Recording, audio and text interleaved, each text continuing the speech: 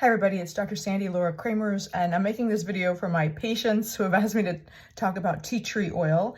My face was just washed. I just woke up, so this is what's going on here. So I want to just show people how I use tea tree oil. And in a previous podcast, I talked about the controversy of tea tree oil and Dr. Roland Toyos's comments against tea tree oil because of a paper in 2020 that showed tea tree oil in vitro was damaging to meibomian gland cells.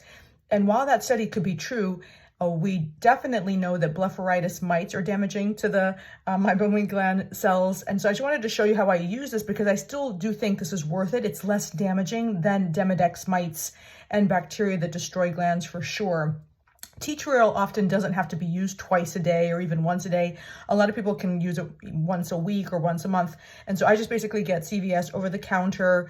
I just take the bottle, tip it over, and this will last me about a year. Whether it's effective or not, I think it is actually. I don't, whenever I feel my grittiness or tired eyes or heaviness, I'll use this.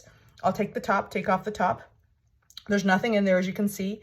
I've washed my face. I'll take my finger and then go on the inside just a little bit, very little, and then use that to rub my eyelashes. And I'm always near a sink because it can burn. Initially, I think we thought that the burning was from the death of the mite, but there are patients that really do have a negative reaction to the tea tree oil. So just a little bit, that's it, just rub it in. I can feel just mild burning. I've used the tea tree oil a couple days ago, and so maybe it's not burning because maybe there's no mites, or maybe my skin is not sensitive. So I'll leave it on for just a couple of seconds, and then I'll just wash it off with some warm water like I usually do. I don't know if you guys can see this. And then I don't open my eyes usually until it's completely washed off because you don't want it to go into the conjunctiva. So I'll use this as an opportunity to do warm compresses and massaging. And then I'll just kind of, blot my face with some towels and then just do the warm compresses at the sink. And that's how I do it. So I'm a big fan of tea tree oil. I think ivermectin, which I'm also a fan of, does work. I think ivermectin in an in vitro study would also show damage to the meibomian gland cells because the meibomian gland cells are so sensitive. I think the same thing is true for Xdemvy, the prescription drop that does work against Demodex. I'm a big fan of Xdemvy too. They work.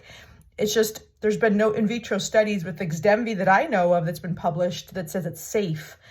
Same thing with the ivermectin, that it's safe against the meibomian or with the meibomian gland cells. So the only study that I could find as of 2024 is that tea tree oil can be toxic to the meibomian gland cells in vitro, but it has not been replicated in vivo. And it's a very difficult study to do in vivo in real patients because we know that the daily life of not blinking on screens, aging, rosacea if you have it, Demodex mites, allergy, contact lenses, hormonal changes, Accutane, previous LASIK, refractive surgery, life, stress probably does damage the meibomian gland cells. So I think for me, the lesser of the poison in terms of tea tree oil versus Demodex, for me, I use tea tree oil, and I think it's a super cheap, safe alternative. Okay, I hope you enjoyed this. Subscribe to my channel if you can, and don't forget to blink. Okay, take care. Bye.